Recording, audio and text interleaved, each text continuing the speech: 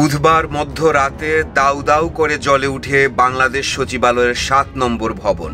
এই ভবনের বিভিন্ন তলায় রয়েছে স্থানীয় সরকার, পল্লী উন্নয়ন ও সমবায় মন্ত্রণালয়, সড়ক পরিবহন ও সেতু মন্ত্রণালয়, ডাক, টেলিযোগাযোগ ও তথ্য প্রযুক্তি মন্ত্রণালয়ের দপ্তর।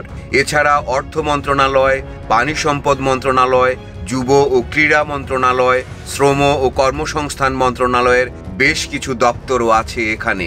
Double million offer, Walton fridge কিনে পেতে পারেন 20 লক্ষ টাকা, রয়েছে কোটি কোটি টাকার নিশ্চিত উপহার।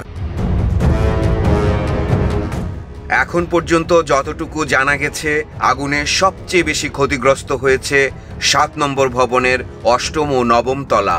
মধ্যরাতে লাগা আগুনের লেলিহান শিখায় পুড়েছে অনেক গুরুত্বপূর্ণ নথি। অন্তর্বর্তীকালীন সরকারের 2 তরুণ উপদেষ্টা নাহিদ ইসলাম ও আসিফ মাহমুদের দপ্তরও এই ভবনে। সচিবালয়ের মতো সুরক্ষিত জায়গায় অগ্নিকাণ্ড প্রশ্নের জন্ম দিচ্ছে। এটি কি নাশকতা নাকি দুর্ঘটনা? এরই মধ্যে আগুনের ঘটনাকে নাশকতা বলে সন্দেহ প্রকাশ করেছেন স্থানীয় সরকার, পল্লী উন্নয়ন ও সমবায় মন্ত্রণালয়ের উপদেষ্টা আসিফ মাহমুদ ভুইয়া। তিনি হুঁশিয়ার করেছেন, এই ষড়যন্ত্রে যে বা যারাই জড়িত তাদের বিন্দু পরিমাণ ছাড় দেওয়া হবে না।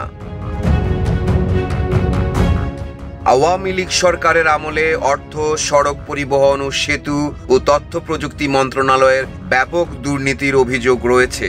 আর এসব মন্ত্রণালয়ের বিভিন্ন প্রকল্পের গুরুত্বপূর্ণ নথি সংরক্ষিত থাকে সচিবালয়ের ৭ নম্বর ভবনে।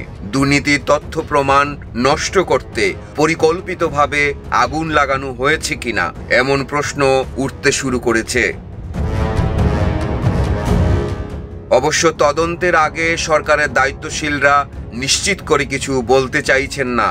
আগুনের ঘটনা তদন্তে মন্ত্রিপরিষদ সচিব ও স্বরাষ্ট্র সচিবকে উচ্চ পর্যায়ের তদন্ত কমিটি গঠনের নির্দেশনা দেওয়া হয়েছে বলে জানিয়েছেন স্বরাষ্ট্র উপদেষ্টা লেফটেন্যান্ট জেনারেল অবসরপ্রাপ্ত মোহাম্মদ জাহাঙ্গীর আলম চৌধুরী। আমরা একটা তদন্ত কমিটি গঠন করে দিচ্ছি। ক্যাবিনেট সেক্রেটারি অলরেডি ইনস্ট্রাকশন দেওয়া হয়েছে, হোম সেক্রেটারি অলরেডি ইনস্ট্রাকশন দেওয়া হয়েছে একটা তদন্ত কমিটি, হাই পাওয়ার একটা তদন্ত কমিটি করে দেওয়ার জন্য।